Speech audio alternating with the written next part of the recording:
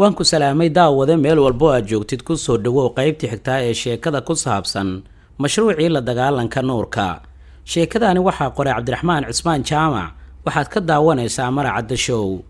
qaybtii hore waxay noo joogtay markii lagu yiri ha ka walwalin dhalinyarada dhinaceena ka laabanaysa ee ku dadaal dhowr hablood iyo wiilal oo aan ka dhigno laambad ay ku soo hirtaan, waxaana uu weydiiyay su'aal ahayd bal inuu kuwii hore uu kaga warramo.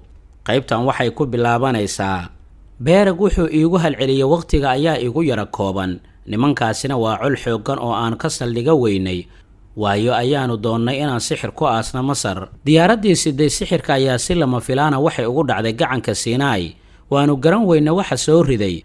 30 sano kadib annaga oo dhacdadaasi baarayna ayaa magaalada Sharmashiiq oo nin kuwaas hore ka mid ahaa noogu sheegay inuu diyaaradda soo riday wadaad Soomaali ah oo ducadiisa kaga adkaaday sharkii aynu wadnay.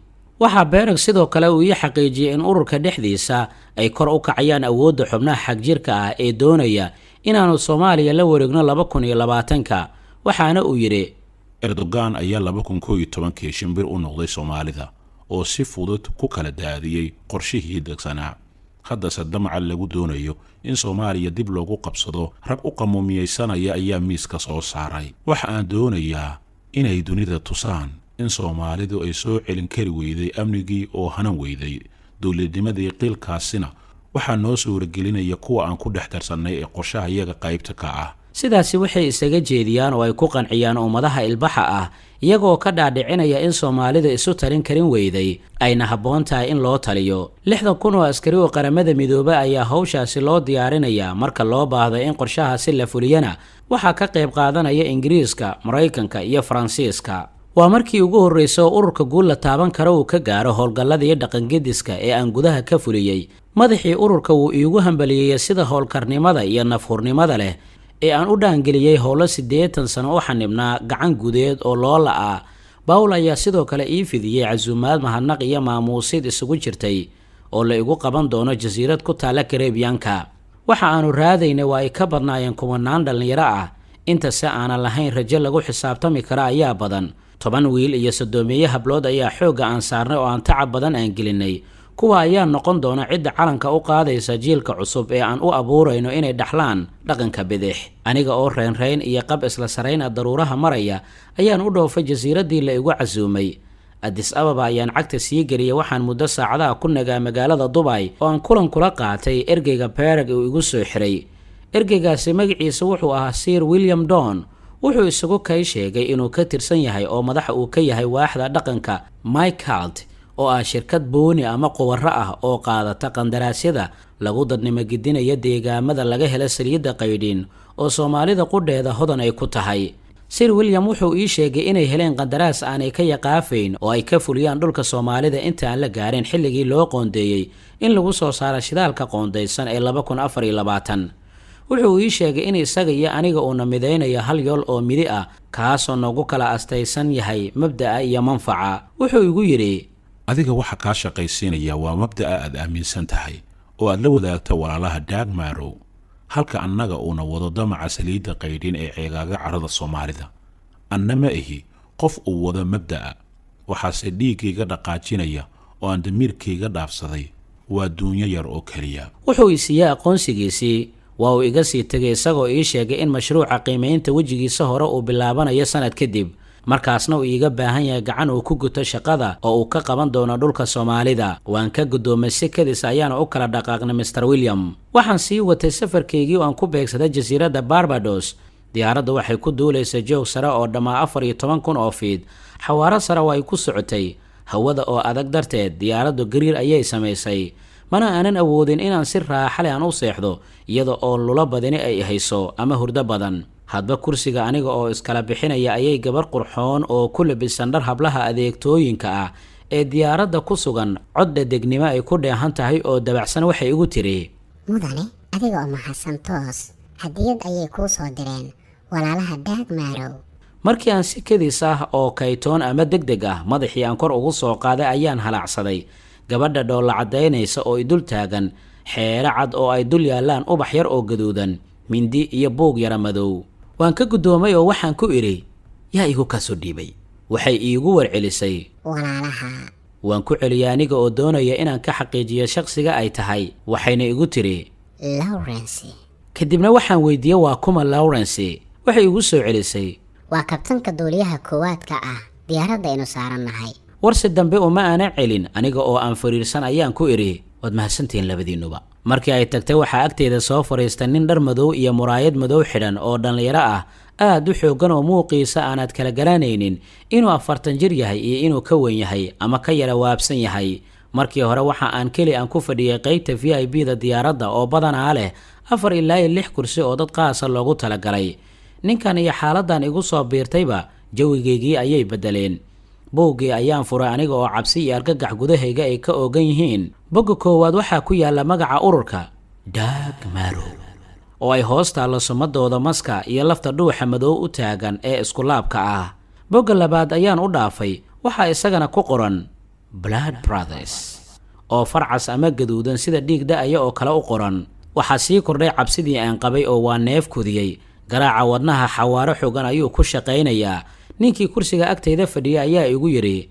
aad baad u neeftuuraysaay ma dhib ayaa jira ii sheeg aan ku caawiye waxaan ka anfiriiray markii uu ninkaasi hadalkiisaas jimcoon igu lifaaqay waxaan agtaada u fadhiyaa inaan ku caawiyo hadalkaasi dambe wuxuu iiga dhignaa waran la igu dhiftay aniga oo qarsan kari waaya baqahayga oo waxaan ku idhi mudna ha u bixin wax weliba si quman ayay u shaqaynayaane wuu sii jeestay aniguna buuggii ayaan gebi ahaanba soo rogay boggii saddexaad oo ay ku qoran tahay hambalyo waxaa maskaxdayda ilbiriqsigaasi ku wareegay ma waxay kugu hambalyeynayaan libintii aad gudaha dalkaada ka gaadhay ee aad adiga hooyga u noqotay waxa aan doonaya inaan sii ogaado sababta si degdeg ayaan u soo rogay boggii afraad mise waxaa ku taalla darajada 23aad ayaa lagu dalacsiiyey ee degdeg u korsalaanka ama jaranjarada waa habeenkan wax iska weydiiya iibkayga dheeftiisa waa habeenkan su'aal geliyey in hayaankaygu uu farxad horseed u yahay iyo inuu haadaamo iyo booraano halis badan igu hubsanayo halkan bay ila qiimo beeshay lacagtii aan siistay wax walba oo aan ahaan jiray indhahayga ayaa galkii ka soo baxay iyaga oo caajis geliyeen layaabka ku xeeran arrintayda maroortay iyo habeenkan mugdiga magangooyada ah ee aan dhex socdo hawada madow ee aan u socdo aayaha ka sii madow ee aan wehel iyo walaalba madow ka hayo intii aanan ka dhammaanin boggaas ayaan qoomameeyey wixii ciyaartaasi isoo geliyey iyo sidoo kale damicii waalnaa ee halkaan i keenay waxaa i warwargeliyey halista ku xeeran noloshayda iyo jidka qodaxda iyo qobtolka ay wadhan yihiin ee aan qaaday oo aanan ogeyn waxa aan mudan doono waxaan maqli jiray albaabada qaar haddii la isku furo inaan dib loogu noqon ee midiba midka kale uu kasii wacdara iyo waayo badan yahay kuu sii dhiibayo ilaa aad gaadha meel aan kasoo laabasho lahayn tii oo nool ayaa horteyda taalla oo caawa uu howmaageedii ii sawiran yahay ninkii igu wehelinaya goobta VIP-da ayaa mar kale igu yiri aan ku caawiyo aniguna si edboon ayaan ugu cudur daartay inaan u baahnayn kaalmadiisa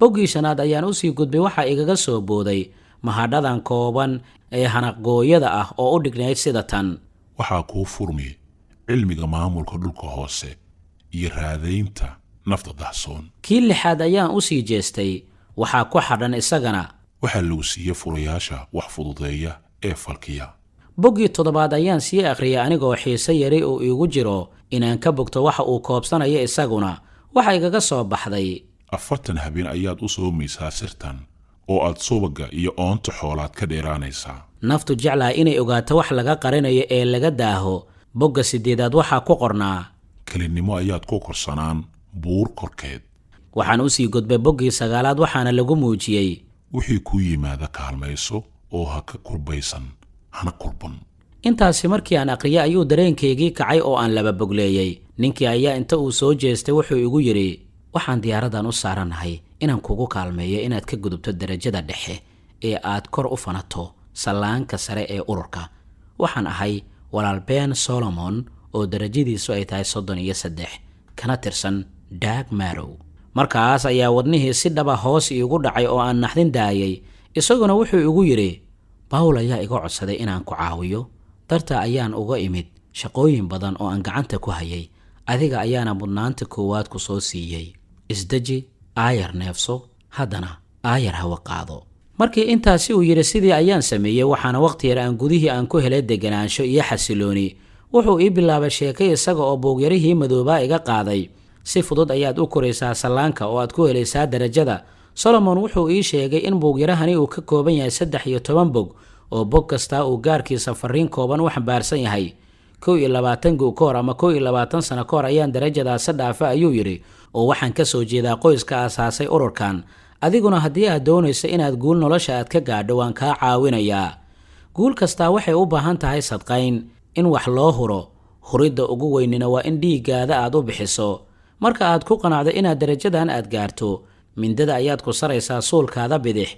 Dhiigga ka yimaada ayaad ku saxiixaysaa bogga 13aad ee buugyarahan, adiga oo dhex gelinaya ubaxa gaduudan oo u taagan jiraha qarsoon ee kuu kaalmayn doona. Baddaasi markii uu ila galay ayuu argagixii si dhaba iigu mirtay laabtayda. Isagana sidii inuu akhrinayo nafsadeyda ayuu igala hadlaa hadba waxa aan hoos u leeyahay ee aan naftayda kula shawrayo.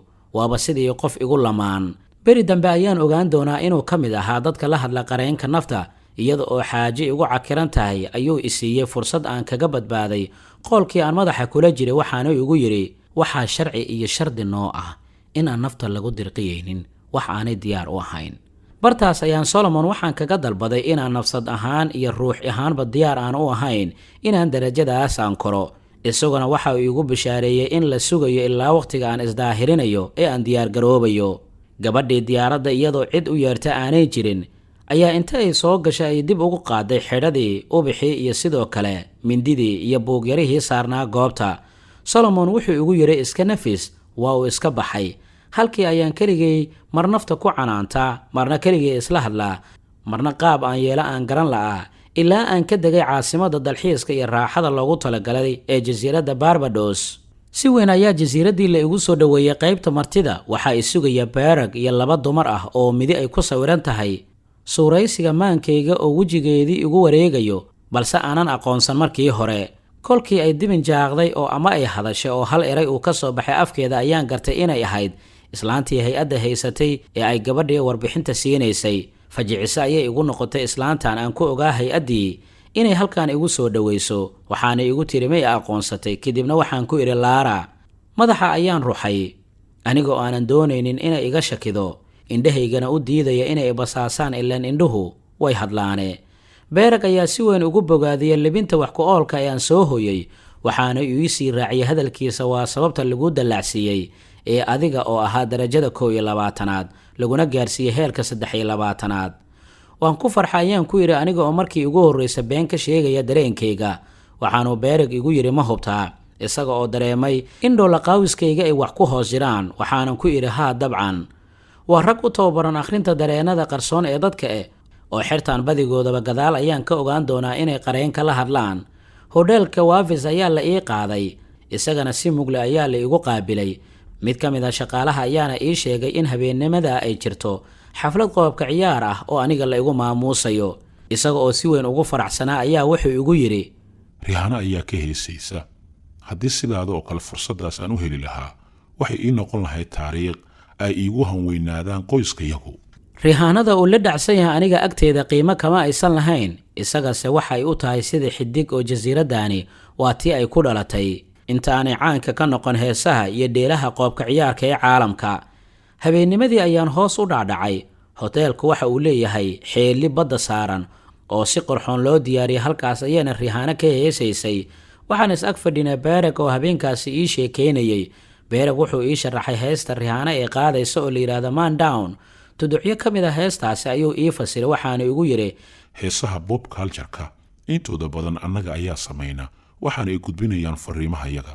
Maalintaasi kadib si weyn ayaan heesaha uga fiirsan jiray. Beerag wuxuu iigu sii calaacalay inay ku qasaareen dagaalkii islaamka ay ku qaadeen, oo waxa igu yidhi, annaga oo doonayna inaanu sawir xun aan ka faafino dunida islaamka ayaan saxaafadda kala dagaalanay. Sidoo kale qarxii 11 Sebtembar waxaanu ku banaysanay inaan weerarno 7 dal oo muslim ah. Waxa aan weydiiyay su'aal ahayd, qorshahaasaad ku weerarayseen 7 dal makii uu ka shifay General Wesley Clark. Isaga oo sii ambaqaadaya hadalkiisa ayaa waxa uu yidhi, dabcan fashalin lama yiraahdo. Afka aanu ku hadalno ee waxa loo yaqaanaa barfaaf oo noogu taagan in qorshayaashaasi la fulinayo si loo faafiyo, si dadka loo sii baro. Waxa aanu adeegsanaa filimada, heesaha, buugaagta, dadka caanka ah oo arrimaha ka sii hadlaya iyo waxyaabaha la midka ah. 7 dal aanu qorsheynay in la weerara waa Afghanistan, Ciraaq, Liibiya, Yemen, Lubnaan, Suudaan, Soomaaliya iyo Iiraan. Markii uu soo hadal qaadaya Beereg hadalka Iiraan, wuxuu adeegsanaya ereyga ah Iran is the last Nile of the Covain, balse isku daygaasi lagama faa'iidin. Halkan dadka diinta islaamka qaadanaya ayaa boqol jibaarmay. Guuldarro ka weyn miyaad garanaysaan wixii dadka aad ka doonayseen inay ka fogaadaan inay u sii dhowaanayaan oo ay darsaan oo ay galaan diinta islaamka. In dadku ay qaataan manhajkii aad kala dagaalamayseen oo ay ciddadaadu calooshaadu ku jabto. Nin hangulla dhaaminayay oo halbacaad ku lisayayna aad noqotaa. Waxaan weydiiyay su'aal ahayd yaa bixiya amarka lagu weerarayo 7 dal ee islaamka. Beereg ayaasi igu jawaabay sidaasi waxaana faray Big Brother. Hore uma aanan fahmin waxa uu kala jeedo walaalka weyn, mana aanan jeclaysan inaan sii weydiiyo oo waxa aan diidanaa inuu aniga i tuhmo. Kadibna waxaan ku iri sidee ayay idinku suura gashay inaad Soomaaliya weerartaan. Beereg ayaase bilaabay sheekada Soomaaliya, isaga oo sii dhiraandhiranayana waxa uu yiri waxaan ogeyn in halkaasi ay ka jiraan. Ma aysan ahayn dar aqoon durugsan iyo ogaal buuran leh. Halkaa inoo joogto qaybta xigta ee sheekada ku saabsan mashruucii la dagaalanka nuurka. sheekadaani waxaa qoray Cabdiraxmaan Cusmaan Jaamac, anigoo Maracada ayaa kula socodsiinaya.